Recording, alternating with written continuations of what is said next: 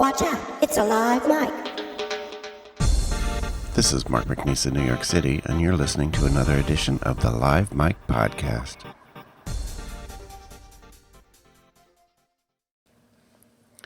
Welcome to the podcast. This is Mark, and my guest this week is a recurring guest. It's poet Michael Broder. Now, Michael, you're a publisher now too, or you're going to be. That's correct? Yes? That is correct. And I'm going to talk to you about that. We met a couple years ago at the Rainbow Book Fair. You were sitting across from me and my now husband, Frank, and I've just taken a delight in you since we met. And this is, I think, the third time that you've been on a podcast with me, so thank you very much for doing this again. My pleasure. I specifically wanted to do this with you because of your project.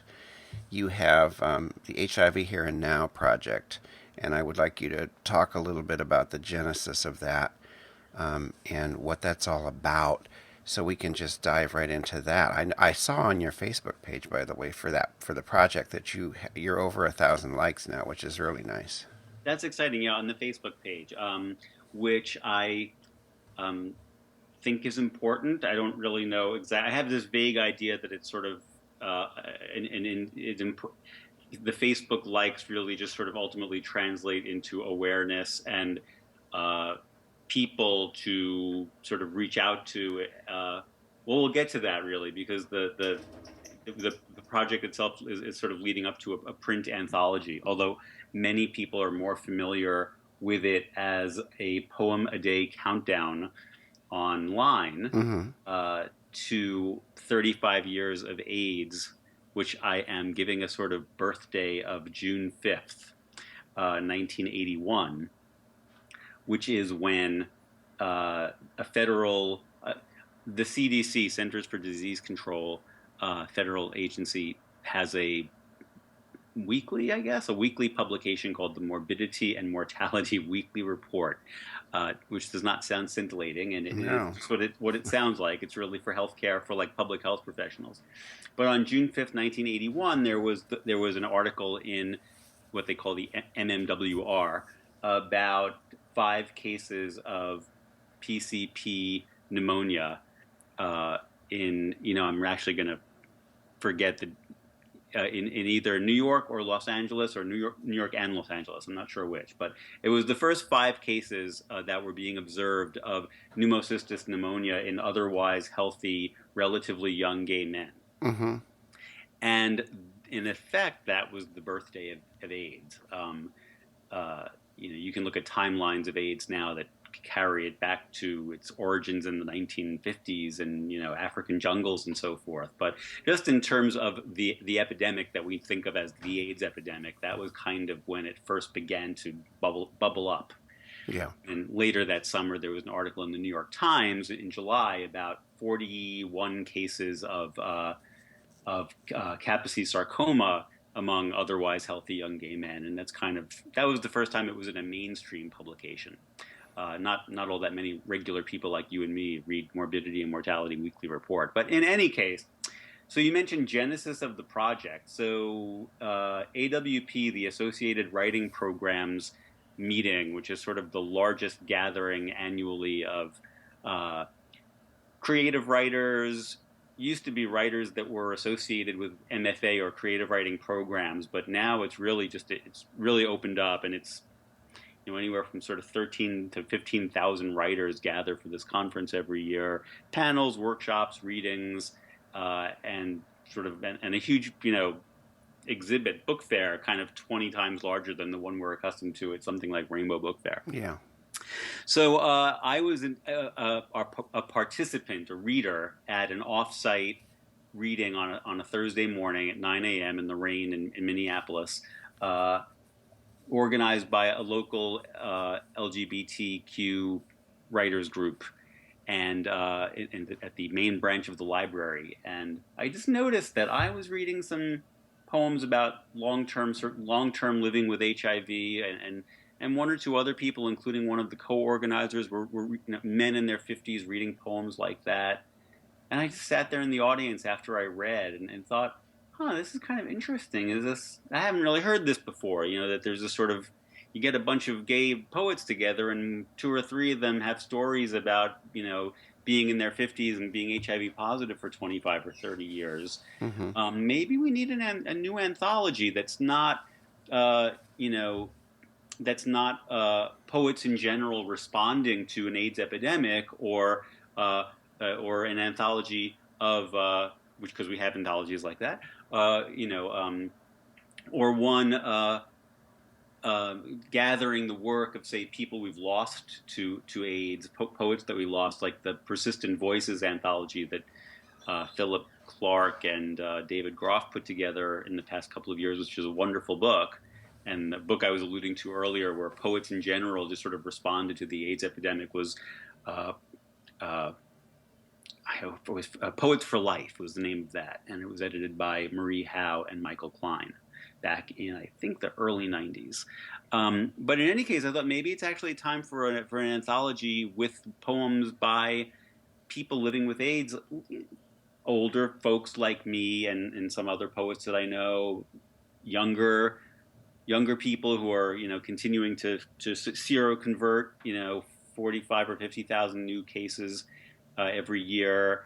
Then I thought, it should also be about just the idea of HIV as a thing in the world. Now we've got pre-exposure prophylaxis, PrEP, uh, a pill that people can take once a day to prevent HIV infection. And it'd be kind of interesting to have poems by people on PrEP, or people considering PrEP, or just people who are kind of really aware that HIV is something in the world and how it impacts their sexual relationships, their romantic relationships. Writing about living with risk, writing about living with fear. What am I doing about it? Am I not doing anything about it, and that scares me, or I just don't want to know? And I wanted to sort of get all those voices. Uh, so that's back in April that I had that kind of that spark of an idea. Hmm. Uh, and I was going to publish it on, or am going to publish it on, my own press, which you also briefly mentioned. That in February I whatever aided. I guess incorporated is not quite the word, but established a company called Indolent Enterprises LLC, and it Hmm. is the parent company of a press called Indolent Books. And we can talk about that separately. I want to finish one story before we go into another. But why did Okay. I choose to call it? Why did I choose to call it Indolent Books? Unless you want to segue into that now. But in terms of HIV here and now, so that's it. I wanted to print an anthology, and I found pretty quickly through, say, May, that it was hard to get these poems, and that uh, as much as I think there's a lot of people out there who have that kind of work, I don't know. It was the part about not having HIV. That's what I was having trouble communicating. Was that as originally I was calling the project uh, living with HIV. I think I was actually just calling it Living with HIV Today or something like that. And I wanted to try to put over this idea, sort of introduce this idea that living with HIV didn't necessarily mean being HIV positive. It meant living with HIV as a phenomenon. Hmm. No one really got there. I shouldn't say no one is a bit of a, I shouldn't speak in extremes like that or absolutes like that, but no one really got that. And so I started. I thought, there needs to be something like a website of some sort where this is in people's face every day, and I can begin to build awareness about the project, and maybe because clearly it's taking me more than just a simple call for submissions Yeah. to kind of get people to understand what I'm talking about. That it's not just an HIV positive anthology. And so I thought, oh, well, what if I had like a poem a day thing? And then I thought, what can I pin it on? And then I just thought, oh, well, let's see A1 was the beginning of AIDS. So now it's going to be 2016, 35 years. That's a nice, increments of 5 or good anniversaries. So I'll kind of pitch this thing as a poem a day countdown to 35 years of AIDS, and we'll mark it from June 5th. But I actually was confused about my dates, and I was thinking of that Times article which had come out in July. So I'm at like my favorite cafe one morning or afternoon, having some lunch and doing some work, and suddenly I start seeing people posting on Facebook about the June 5th article that I had mentioned, because people in the AIDS activism community kind of are aware of that, and I was like, Ooh, I need that website up today. So I am sort of good with things like that. I bought the domain HIVHereandNow.com. Mm-hmm. I installed, I did a new WordPress install on my hosting account, and within like a half hour, there was a site, very rudimentary, and I put one of my own poems up as poem number one. So I now had another day to try to get the first poem. I mean, the first poem by someone other than me. And so we've now had 200, and I think I put up poem 214 today. It's actually going to be 366 poems, not 365, because I started on a June 5th and I'll be ending on a June 5th. So actually, it's a year and a day. And are they all from different poets? So that's the thing. They're all from different poets, and I sometimes have to feel very sort of badly, but I'll put out one of my periodic calls of desperation. I have nothing left in my queue. People, remember this is going on for a year. You have to keep sending me work.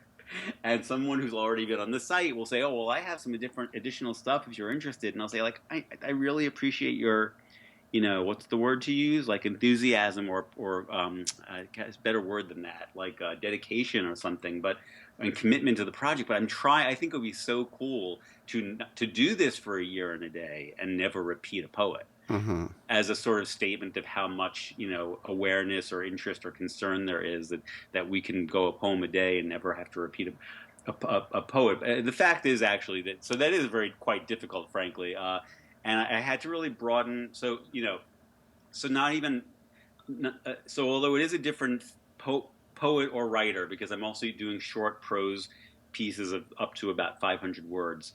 But there have been days when I really literally when I didn't have anything, and on those days I will post I did this today yesterday, in fact. On those days I will post an appropriate poem or prose passage in the public domain by someone that I think readers will still enjoy. So a Shakespeare sonnet. I offhand, without having it in front of me, I forget the number, but it's the one that talks about festering weeds. And I just thought that the idea of or festering flowers, flowers are. I'm sorry, I can't quote the line. That's bad. But festering flowers or weeds or something like that, and the fester part just made me sort of think, and it was about the smell, and I just somehow thought that had some at least tangential way of making a reader think about disease. Now, is the anthology going to be culled from those Okay, poems? so good question. Uh, it'll overlap, but it won't be culled. It'll be culled from those as much as possible. So there's sort of two different missions, right? So what I was saying at the outset was that the anthology is supposed to be about HIV here and now. What it's like to either be HIV positive or have a partner who's HIV positive, or or be sexually active in the gay community or in other communities. And so and then the website. First of all, it would have been hard to get enough work that fit into those categories. So I started. So the website was going to be, and it's also a celebrating or marking an anniversary of the actual AIDS epidemic of the 80s and 90s, which started to taper off in the sense that men like you and I lived through, the intensity of the AIDS epidemic from the 80s to the 90s until effective treatments came along. We can say that there was definitely a period of time from 1981 to 1996 where the worst ravages took place, and that's kind of what I'm referring to as the AIDS epidemic, Mm-hmm. in that sense of the word, and that this is commemorating that. And so it's allowed to look back in a way that I don't really want the anthology to really look back and be a historical record. I want the anthology to really be about now, and now could involve the idea that you now mourn a partner who died 10 years ago, but I want it to be in some way, about the present. Mm-hmm. So the website's a little different. So the website actually has some, venerable, you might say, poems that appeared in books like Michael Klein and Marie Howe's uh, Poets for Life. Phyllis Levin's poem on the HIV Here and Now website was in that anthology. many years ago. And other people, I have some work from, so then I mentioned that David Groff and Philip Clark edited an anthology in the past couple of years called Persistent Voices, where they gathered as much as they could the work of a pretty significant number of poets who were prominent or on their way to prominence when they died of AIDS, generally at young ages in their 30s or 40s. And I've used some of those poems. I would use more of them. I'm so swamped with work with this. I need to find the poems that I want to use and then look into the permissions issue, because they all appeared somewhere initially, and I have to go to the right relative or executor of the literary estate. So a lot of this is sort of more work that I can that I can handle as easily. I wish I could handle it more, or that I had sort of more volunteers working with me. I do have one very dedicated staff member, Maxton Young Jones, who's a friend of mine who is doing outreach to some communities that he might be able to reach out to more effectively than I can. So the anthology will overlap with the website, and the website was intended in part as a recruitment tool, if that would be the right word. But it's not going to be exactly the same, in particular because a couple of reasons. They serve two different functions, and also I think that would be a really fat anthology, right? So I think it'll be fewer pieces. And I also want the anthology to, in addition to things that you expect to see, like a biographical note, I would love to get a short statement, a paragraph from each poet about something. I mean, about the poem, or just about sort of what perspective, what's their role, sort of what's their place in the spectrum. Are they a person with HIV? Are they a person on PrEP? Are they a person in a negative partner in a serodiscordant relationship?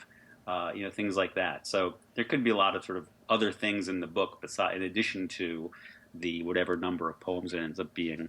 And I do need to start assembling that manuscript soon, because if I want the book to come out towards the end of 2016, which is what I'm now thinking, some sort of combination of, I'm thinking of events organized around World AIDS Day, December 1st, 2016, and I'm also thinking around the potential that it could actually be a gift item in the holidays of December 2016. So if the book's going to have a chance of getting reviews in important places like Publishers Weekly, it needs to be out in review form 4 months before its actual publication date. So we're looking at having to have this thing done sometime over the summer. Oh, okay. I was going to ask you, but you just answered my question about when you were going to put it out. Can we talk about Indolent Books? Yeah, so that's a new, small, independent literary press focusing initially on poetry chapbooks. Well, it's focusing on a couple of things. So one of them is poetry chapbooks, and it doesn't mean that I'll always do only chaps. And of course, the anthology that we've been talking about is going to be an indolent publication. But so even for the spring, one of our 5 books turns out to not really be a poetry chapbook per se. It's a sort of long form essay with prose poems as part of it. So from the very beginning, I'm breaking my own rules and doing a prose work.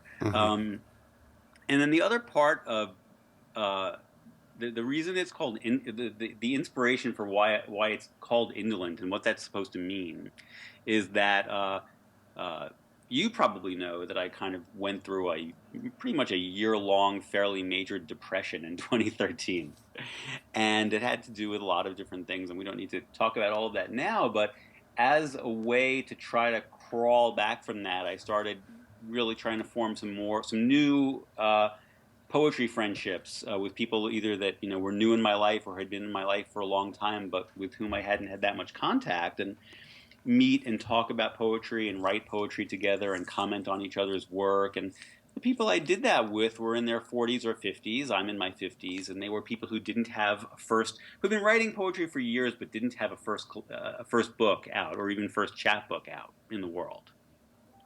And they began to think, there's a person and I didn't until my book, which is a very slim book and could almost be thought of as a chapbook, came out in 2014. and was a finalist for the 2014 Lambda Literary Award for Gay Poetry. Just to slip that in there. But anyway, Yeah, This Life Now. It's called This Life Now.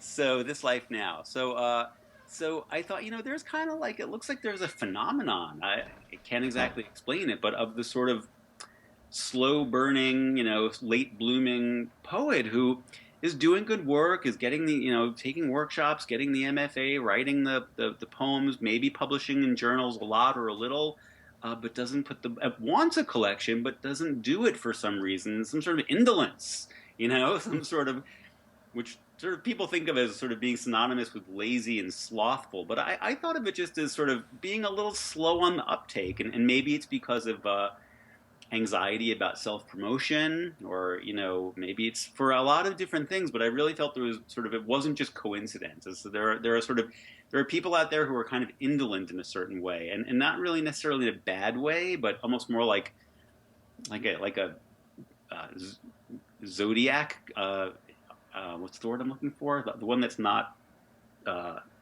astrology, almost like in an astrological way, where it's like in your stars that you're going to sort of be a late bloomer. Okay. And that these people should have a press, and I'm going to put it together. And so the idea of Indolent was to specifically focus on older writers of merit, right, who did good work, and were not new at the game, but for whatever reason had not published a first collection. So four of my 5 chaps for the spring follow that rule. I guess, can I mention who the authors are? Sure, absolutely. So the author who doesn't follow the rule is a brilliant young man named Joe Osmundson, or Joseph Osmundson. I'm not sure if he uses Joseph in print. And so this actually came to me through HIV Here and Now. So a mutual friend turned me on to a piece he had written in the LA Review of Books about how he had like, I think 2 false positive HIV tests before he finally had a true positive HIV test. And in several thousand words, he kind of tells the story of what that was like to sort of test positive for HIV 3 times in total. 2 of them being false positives, and then you get sort of into the habit of thinking it's always going to be a false positive, and then the 3rd time it was real. Yeah. And he interspersed within that, again, I can't tell you I don't know the number of words offhand, but it's definitely a long form journalism kind of piece, or essay kind of piece. And within it, there are 10 prose poems about HIV, and they are set off, and they're italicized, and they're in a very different tone. They are poetry, as opposed to, and the rest of the piece really is very good prose. And that work is called Capsid, a Love Song. And a capsid is the term for, it's a term for the HIV virus particle itself, or perhaps a part of it. I'm actually not sure. Okay. So we've got Joe Osmundson's Capsid, a Love Story, and he's only in his 20s, and so he doesn't really follow the regular indolent pattern. He's actually getting off to quite a roaring start as a writer. But I just wanted to publish that book as a chap, the essay as a standalone chapbook. Then we've got we've got Sarah Sarai, who actually has published before in book form.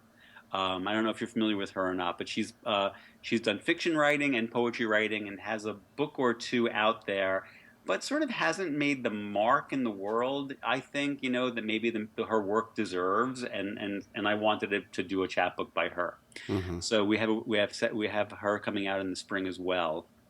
I'm going to forget some of the titles might still be in flux, so I won't mention titles necessarily. Then we've got my friend Deborah Lidov, or Lidov. I'm actually not sure how she pronounces her last name, and I had a university professor who was her uncle and pronounced it Lidov, but I'm not sure if Deborah pronounces it that way.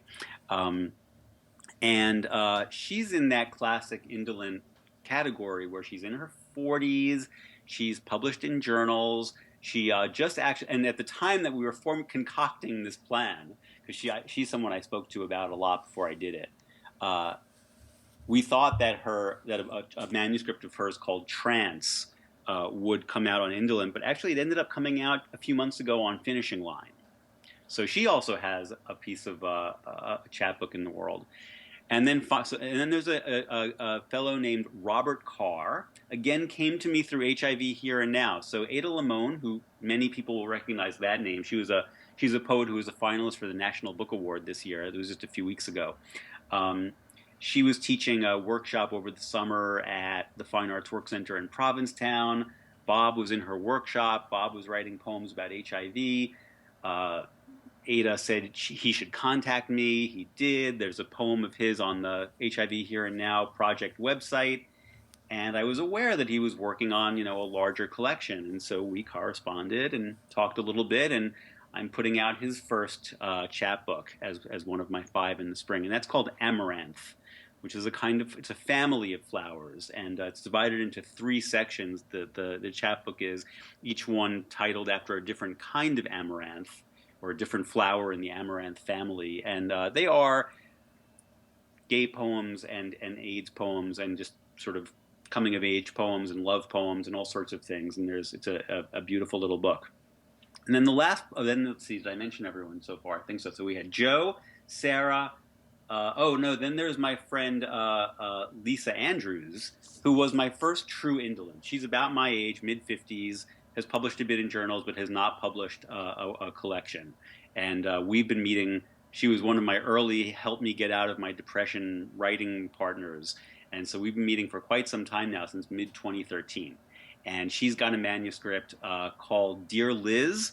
And Liz was a friend of hers who died at a young age, and had been very important to Lisa as a friend, and as sort of a, I don't know, more than a friend, kind of a inspiration. And one of those people who is almost a mentor, but they're the same age. It's sort of funny to think of it as mentorship, but an inspirational friend who meant a lot. And so it's a series of poems about Liz and about their friendship, and about how Liz dealt with her sickness, how cheerfully and bravely she dealt with the last part of her life. And then we have finally, number 5 is by this guy named Michael Broder. I never wanted to publish myself. I thought it was a bad idea. I thought that it sort of took away a certain editorial distance that it's important to have. But I had this collection kind of left over from the poems that didn't make it into This Life Now for whatever reason.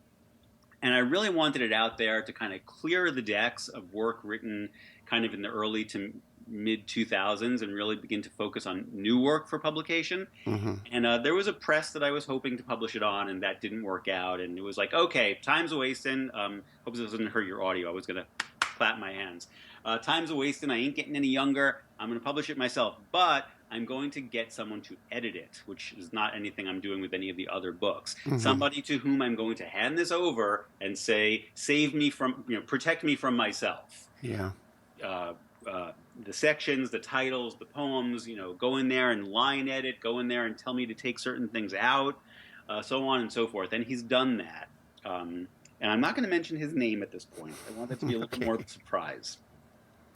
So that's what we're doing. So they're going to debut at AWP. I'll have a table in the exhibit fair at AWP in Los Angeles at the end of March, beginning of April. I think it's that last sort of swing weekend from like March 30th to April 2nd.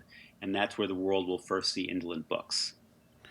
Well, you just sound so busy. I am really busy. And that's a good thing. That's all in addition to my freelance medical writing career, yeah. I have a question. I'm just curious, because I'm we're going to wrap it up. But when you put out a chapbook, where's the book? Where's the press? So we think I have recruited a art director and print production manager, is what I'm calling her, named Katie Diamond, who used to be involved with an enterprise or a publication called Salacious. So people can look up Katie Diamond's website and the Salacious website to see the kind of work she's done. But see, there's that Bing, and it wasn't from an email; it was from a text message. Oh, it's okay. But anyway, we're planning to use Ingram. I don't even know. It's gotten so complicated. I forget what we used to call it. But there's now Ingram Spark is a sort of a platform or a program for small publishers and self-publishers. Okay. But their actual print platform is called Lightning Source, and I find them. Oh, yeah, okay. I've heard of that. You've heard of Lightning Source, and Yeah. so you don't get an account with Lightning Source anymore. You get an account with Ingram Spark, and I'm just letting Katie work. I don't understand it, and she's handling all of that for me. But Okay. that's how we're doing it. So it's a digital printing kind of thing where we can produce print books, we can produce digital, ebooks, we can print a run, or we can do print on demand, or we can do some combination of those. So there's a lot of flexibility that's involved, and from what I know, the quality is good. Great. I'm just always curious about that stuff. Yeah. Now, it's been really good to talk to you again. Too. And just give people the URL for, Right. Well, I mean, it's easiest just to, well, the URL is living, no, excuse me, that's the old one, is HIV here and now, all spelled out, HIVHereandNow.com. So that'll work if you put it into your browser, but you can also, it will show up very easily on a Google search. I think it'll come up at the top because there's so much, it is over 200 poems. So Google has had a lot of things to link to grab onto. yeah. So it's easy to find. And, I was mentioning earlier that I know we have to wrap up, but that sometimes I have to publish some Shakespeare or some John Donne or some Wordsworth or something. And yesterday's piece was actually the ancient Greek historian Thucydides describing the plague in Athens in 430 BC during the Peloponnesian War. And I've thought in the back of my head for a long time that I want to include that one day. So yesterday was the day. You got your chance. I'll end with the Facebook thing. I know that it's not, because I have a Facebook page for LGBT senior, and a part of it is appearance. It looks good, so people go to the site and they go, oh, like 4,000 people or whatever, Exactly. 1,000 people, but it actually does help with awareness, because sometimes, as you will know from your own page, because you see the reach. Right. So sometimes you'll put something out, and hundreds of people will see it. So it's definitely it's an effective tool. It is, and I joined a bunch of maybe cynical. I don't think it is. It's sort of way of using Facebook. I joined a lot of groups, not pages, because you can't really share to a page very well. Yeah. But I joined a lot of HIV and AIDS and LGBTQ related groups, and I sit there, talk about being busy. I sit there every day after a poem is posted and share the link to about 20 different groups. Wow. And so the reach is often it does depend on the poem and the poet and what they also do, and a lot of different things that I can't even understand, but there's sometimes a 2,000 or more reach for some of the pieces, and sometimes it's only in the hundreds and sometimes it's in the 1,200s, but it can also be very high, so for a single piece, so that's kind of cool. Yes. Michael, it's been great to talk to you again. I wish you the absolute best success. I hope to see you at the Rainbow Book Fair in April. And with your books. Exactly. There should be books. Okay. Books. All right, I'll talk to you soon. Thanks a lot. Thank you very much. Bye. Okay, bye.